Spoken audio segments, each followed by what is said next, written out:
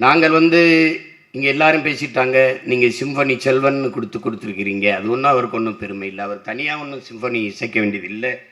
அவருடைய ஒவ்வொரு பாடல்களினுடைய இசை கோர்ப்புமே மொத்தமாகவே சிம்பனி தான். உங்களுக்கு ஐயம் இருந்தால் தளபதி படத்தில் வரல, சுந்தரி கண்ணால் ஒரு செய்தி, அந்த பாட்டை நீங்கள் வரிகள் எடுத்துக்கிட்டு அவர் இசை கோர்த்து அந்த இசையை தொடங்கி ஒவ்வொரு இடத்துலையும் போகிறது தனியாக கண்ணை மூடி கேட்டிங்கன்னா அதுக்கு பேர் தான் சிம்பனி.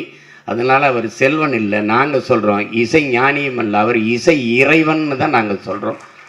ஏன்னா நீங்கள் இறைவனா என்னென்னா, நீங்கள் ஒரு நகைச்சுவை படம் எடுக்க வருவீங்க, அதுக்கு ஒரு இசையமைப்பாளர், சிலது இந்த திருள் படம்பாங்க, அதெல்லாம் சொல்லுவாங்க, அடிதடி படம், ஒவ்வொருத்தருக்கும் ஒரு இசை. இதுக்கு இந்த படத்துக்கு இவர் தான் இசையமைச்சா சரியாக இருக்கும். இந்த படத்துக்கு நீங்கள் எங்கள் அப்பா மணிவண்ணன் எடுக்கிற குவா குவா படத்துக்கும் எடுப்பார், விடிஞ்சா கல்யாணத்துக்கு இசையமைப்பார், 100வது நாளுக்கு இசையமைப்பார், அதே மாதிரி கோபுரங்கள் சாய்வுதலைக்கு இசையமைப்பார்.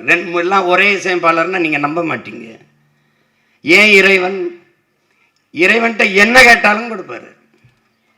அவன் நல்ல வந்தாலும் வாழ்த்துவார், கெட்ட வந்தாலும் வாழ்த்துவார், குழந்தைக்கும் வாழ்த்து, பெரியவங்களுக்கும் வாழ்த்து, எல்லாருக்கும் வாழ்த்து, உயிரோடு இருக்கவனுக்கும் வாழ்த்து, செத்தவனுக்கும் வாழ்த்து, எல்லாருக்கும் வாழ்த்து.